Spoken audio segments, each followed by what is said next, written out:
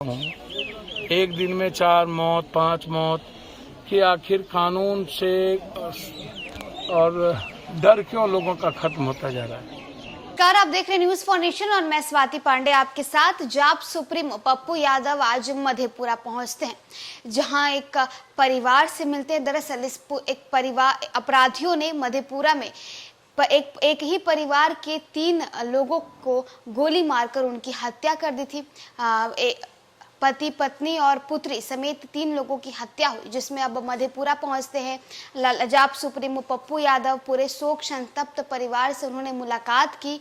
इतना ही नहीं, 25,000 रुपए राशि से जो है मदद भी पप्पू यादव ने की और साथ ही साथ उन्होंने ये भी कहा कि मैं सरकार से ये जो है रिक्वेस्ट करता हूँ, मैं बिहार सरकार से रिक्वेस्ट करता हूँ कि जल्दी इस पूरे मामले का निपटारा किया जाए और अपराधियों को पकड़कर उन्हें सजा भी दी जाए। मधेपुरा से क्या कुछ पप्पू यादव का कहना है। और जब परिवार वालों से मिलने पहुंचते हैं, एक ही परिवार के 3 लोगों को अपराधियों ने गोली मारकर उनकी हत्या कर दी थी, जिसके बाद पूरे परिवार में शोक की लहर दौड़ पड़ी है। और पप्पू यादव जब वहां पहुंचते हैं, देखिए किस तरह से औरतें जो है वो बिलक बिलक कर रोने लगती है और फिर पप्पू यादव सांत्वना बांधते नजर आते हैं।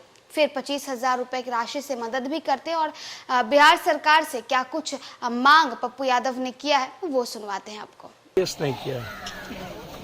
एसपी साहब का कहना, कल भी हम बातचीत किए थे, डीआईजी साहब से भी बातचीत हुई। इन लोगों का कहना है कि अभी तक वो केस किए नहीं हैं। हम लोग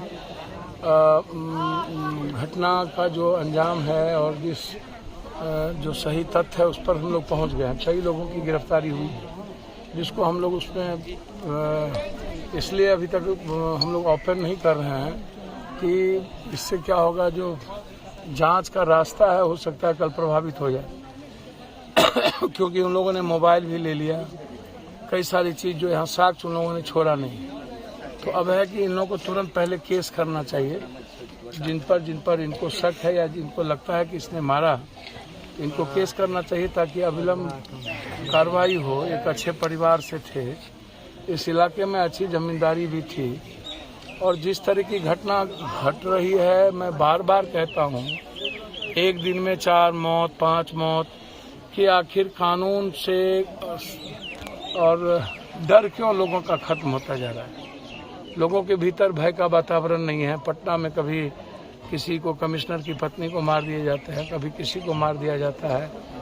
ये जो डर नाम की चीज़ खत्म हो गई, ये छोटी घटना थोड़ी नहीं है कि एक इतने मजबूत और होनहार युवक को जो यहाँ था उनको मार देना, फिर पिताजी और जिनका कोई लेना देना नहीं था बूढ़ी माँ की। अब तो घर में कोई बचा नहीं, एक छोटे से गोद में बच्चे हैं, शायद बारिश, उसके अलावा कुछ है नहीं, और इनों के भीतर डर है कि हम लोग को मार दिए जाएंगे। 3 दिनों से लाश इनके यहाँ रखे हुए हैं। ये तो ये इससे बड़ा मुझे लगता है कि ये दुखद है। इनको कल तक ही जला देना चाहिए था। दोनों बेटी आई, दोनों बेटी की स्थिति भी अच्छी नहीं है। मेरा है कि इसमें स्पीडी ट्रायल तो होना ही चाहिए किसी भी कीमत पर, और जब तक वो लोग गिरफ्तार नहीं होते हैं तब तक इस गांव में सुरक्षा व्यवस्था भी आवश्यक है। गिरफ्तारी नहीं होने के एवज में वो हो सकता है कि साक्ष्य मिटाने के लिए और भी घटना कर सकता है। तो सरकार का इकबाल खत्म हो जाए, कानून का डर खत्म हो जाए, और समाज का तो डर और इकबाल पहले ही खत्म हो चुका है। समाज में तो अब ऐसे कोई प्रबुद्ध लोग बचे नहीं, या इस तरह के लोग बचे नहीं कि कोई न्याय की बात कर सके, कोई, और ना कोई किसी की बात सुनने को अब तैयार है। एक बड़ा सवाल है जो परिजन का नहीं हो रहा है। नहीं, मैं वही बात कह रहा हूँ, उसी बात को मैंने बार बार कहा है कि इनके एक भाई हैं जो बॉम्बे में नौकरी कर रहे हैं, दूसरा है वो भी तुरंत पहुँचेंगे। तो डर से नहीं आना, उनको धमकी मिलना, और जिन लोगों ने धमकी दी उनकी गिरफ्तारी हो गई, और कई लोगों की गिरफ्तारी हुई है। लगातार हम बातचीत कर रहे थे। परिवार की स्थिति अभी अच्छी नहीं है।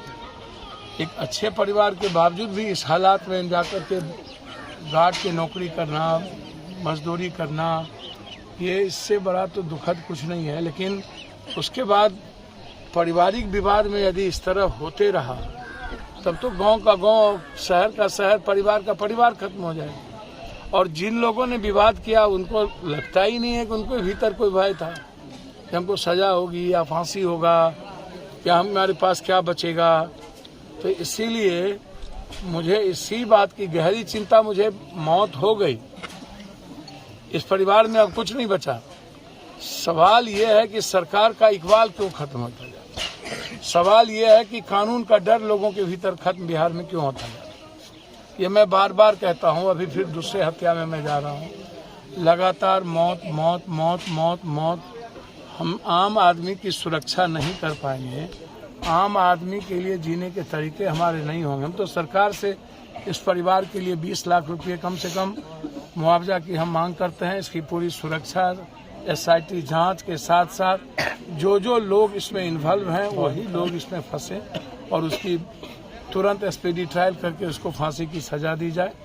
तत्काल पार्टी की ओर से हम लोगों ने 25,000 रुपये मदद की है और इस बच्चे की जो लोग हैं उसके परिवार की जो भी सुरक्षा और परवरिश के लिए होगा, हम व्यक्तिगत तौर पर उसकी मदद करें।